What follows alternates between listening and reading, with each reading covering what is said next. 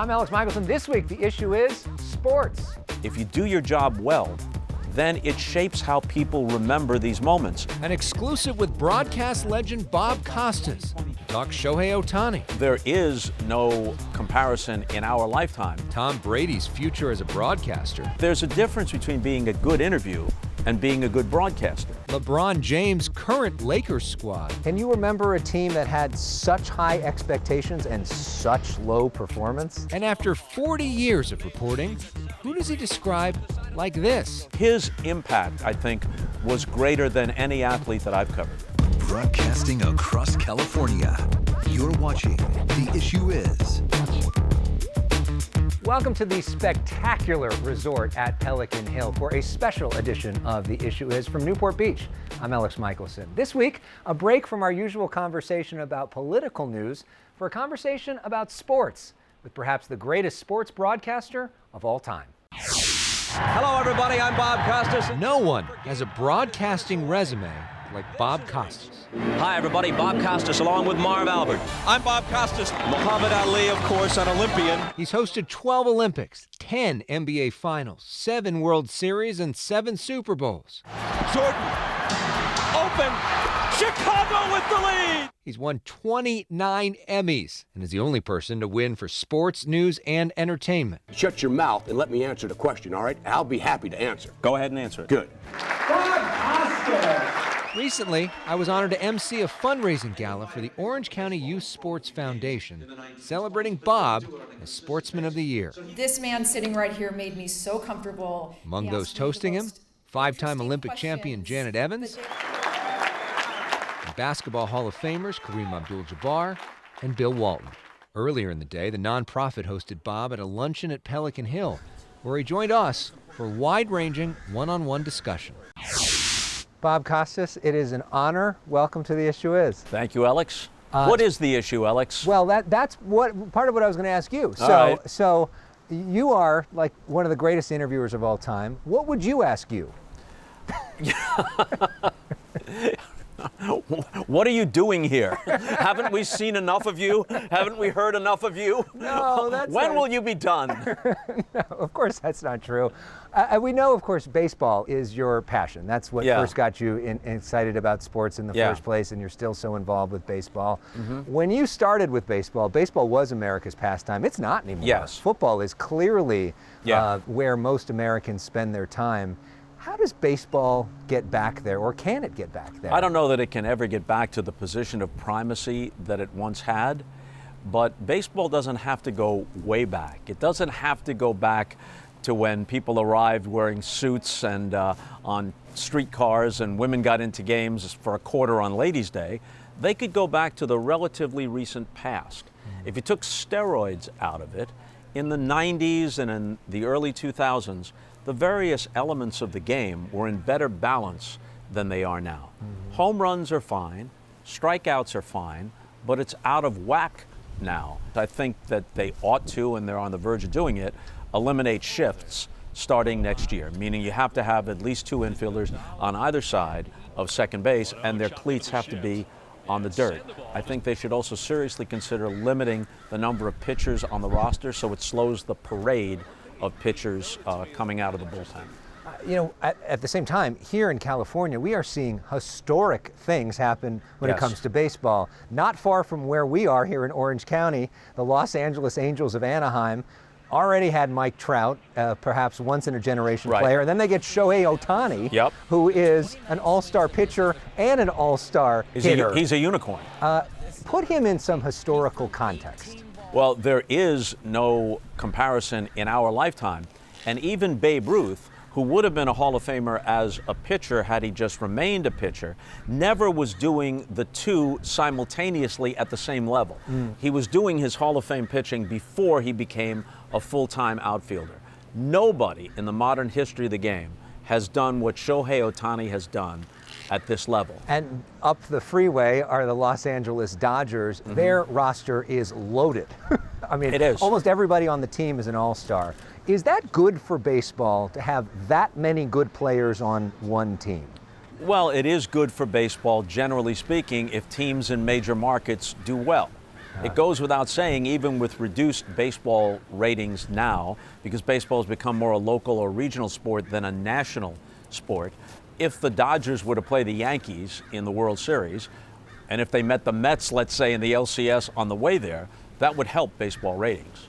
So we had Joe Davis on the show a few weeks ago, and I said to him, what's crazy is that the Dodgers have assembled an all-star team for 2022, and the Lakers assembled an all-star team from 2009. So it seems to be. Right. I remember saying to Carmelo Anthony before the season began, I don't know if this is the Lakers 2022 roster or an old-timers game. Yeah. You know, all these guys were great, Hall of Fame great at one time or another. Maybe this just isn't the time. I mean, can you get around that? Is there a way to mix and match the pieces this summer to maybe make that team a championship contender? Well, they can't come back as presently constituted. And of course, as you get older, no matter how well conditioned these guys are, you get injury problems. Having 5 really good players does not automatically mean you have a great starting 5 in terms of how they gel. So they know that. They got to reconfigure it. Can you remember a team that had such high expectations and such low performance? In basketball? Not off the top of my head, no. It all looked good on paper until you went to the column with the ages. Let's talk about the NFL right now. News this week is that Tom Brady is being hired by Fox Sports to be the lead analyst whenever he retires, which could be 5 years from now, who knows? Right. And that he could end up broadcasting Super Bowls. Potentially a 10-year deal. Is that a good deal? Is that worth it? Does that make sense? Well, I think it puts Tom and Giselle over the top, so I don't have to worry about their future as I once did. So there's that. Here's where it can make sense. When you take a look at the big picture, this only applies to football. 75 of the 100 top-rated television programs of the last year were NFL games, and topped by the biggest. The top 10 is all NFL games. Plus, you now have 5 platforms spending billions upon billions of dollars for the rights fees and the production costs. So even though $15 million for a color man or analyst or play-by-play man seems like a lot, it's really coming out of the petty cash drawer. Now, Tom Brady's numbers even dwarf Tony Romo and some of the others. But A, he's Tom Brady. He moves the needle.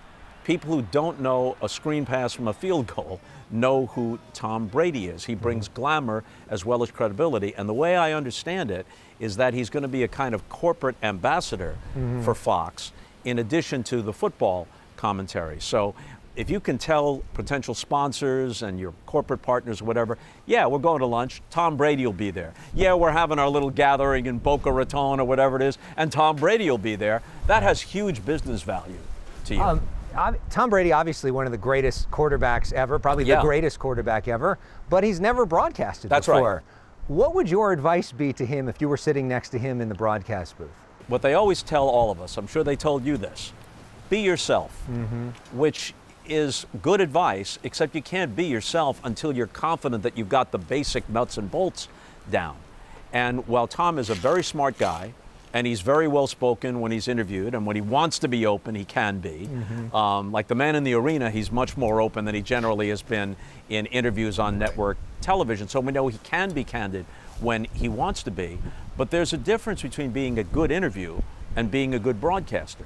And the history of network TV sports is strewn with the names of first ballot Hall of Famers who were brought on because of their fame and did not turn out to be good broadcasters. I won't embarrass anybody by naming them, but you can think of them off the top of your head. It'd be fun if you did. So it doesn't.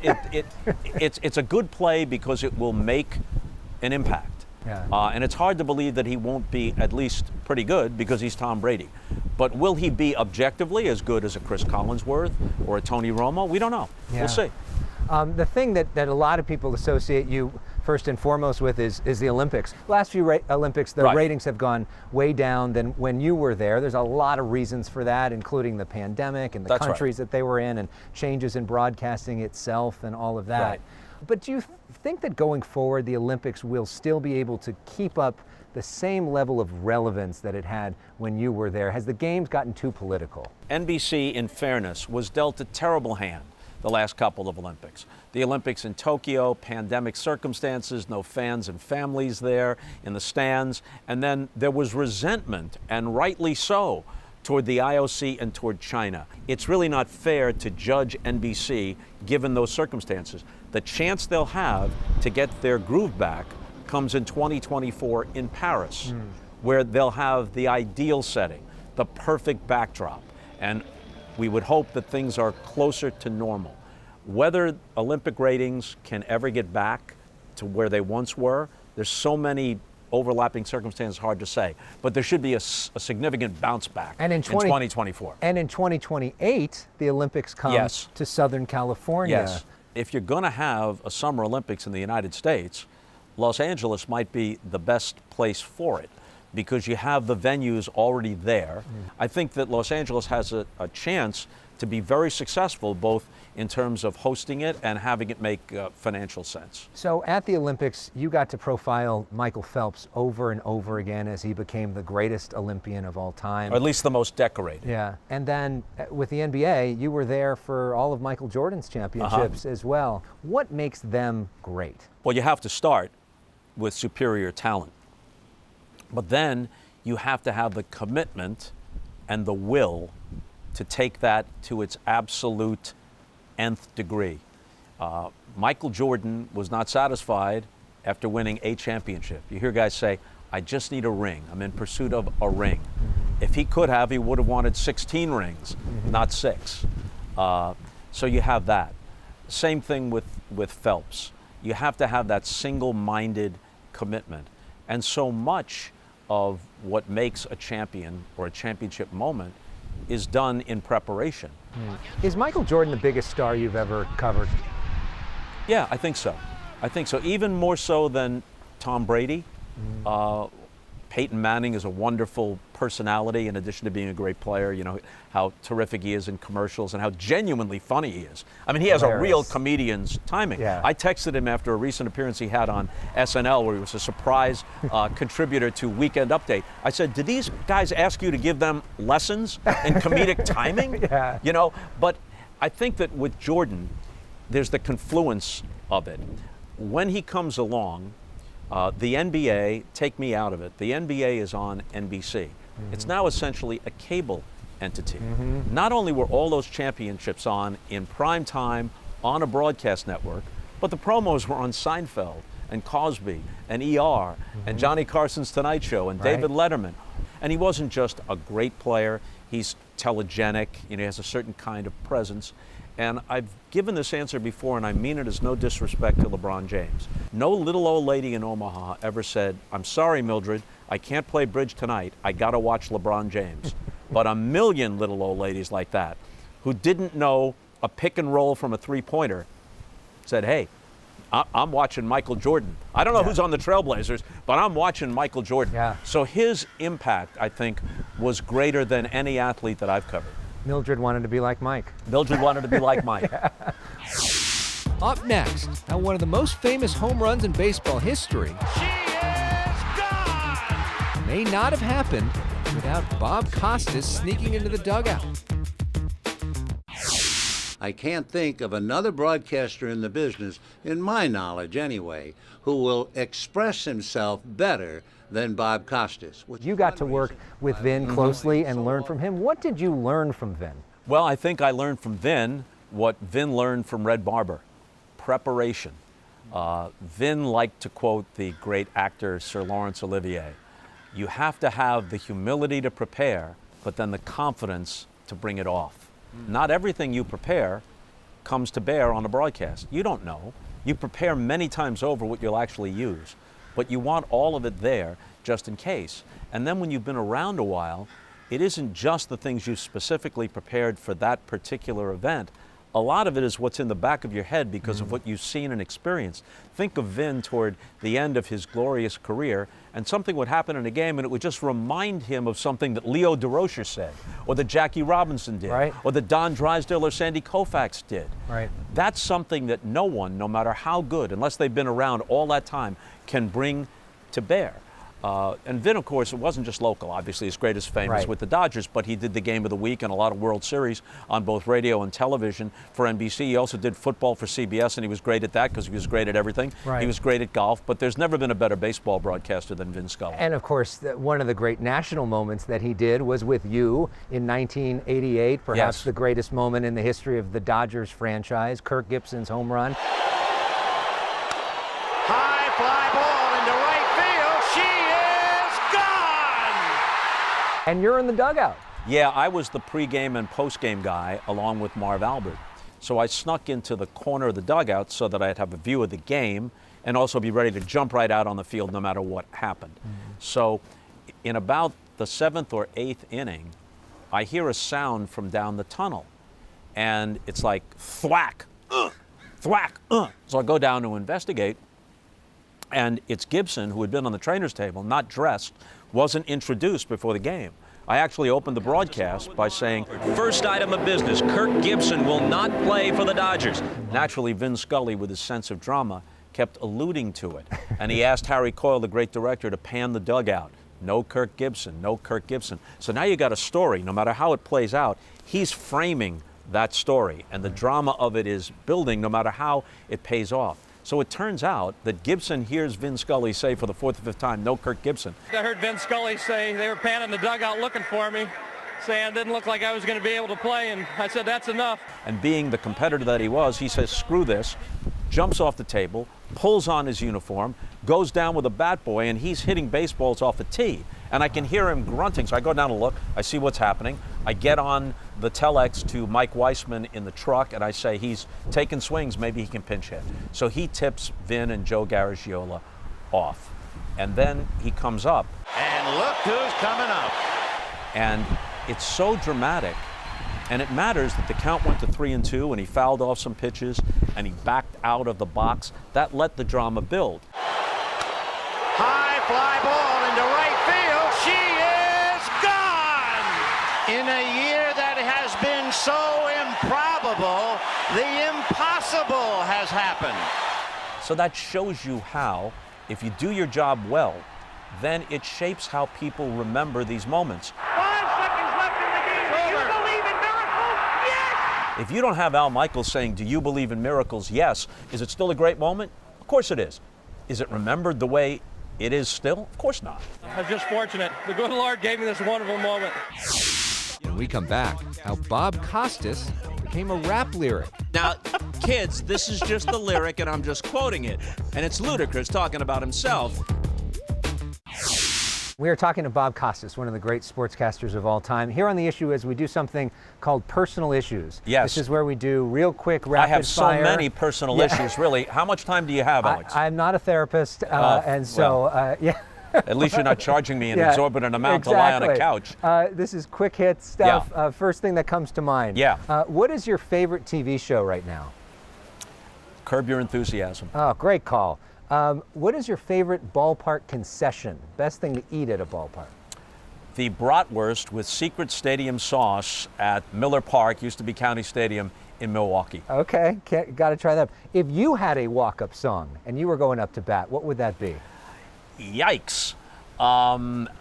You know, I should have an answer for that, shouldn't I? Maybe the Ludacris rap where he talks about you. Now I roll up torpedoes, get blunted with rosters. For a hefty fee, I'm on your record like Bob Costas.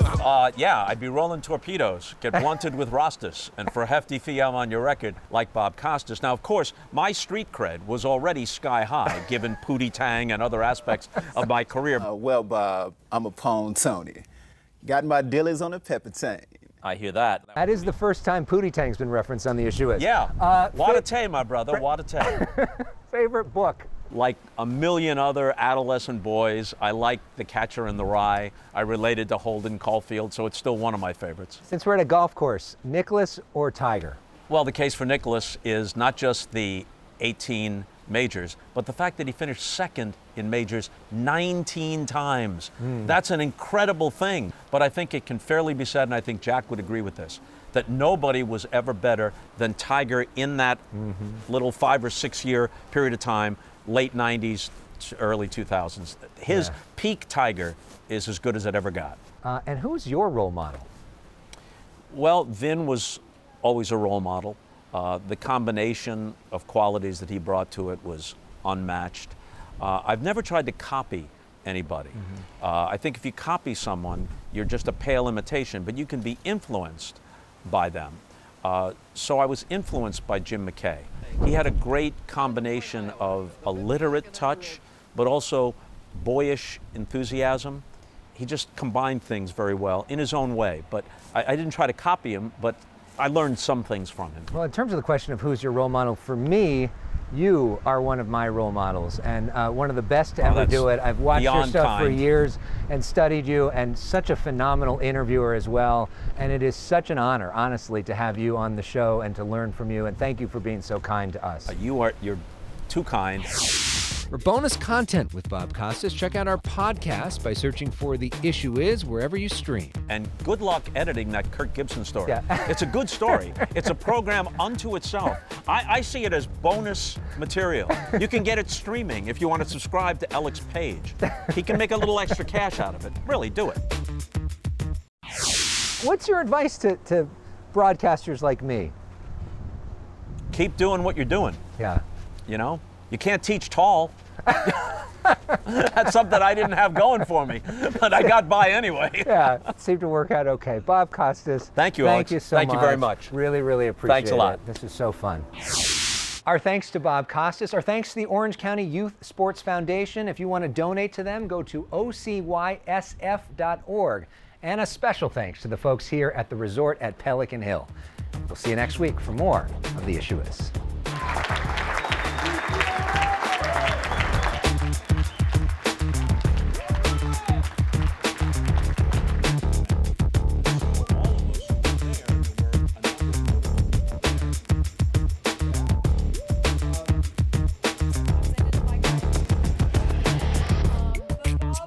Anything else you want to say to the crowd as we wrap things up? Thank you, and have a good night.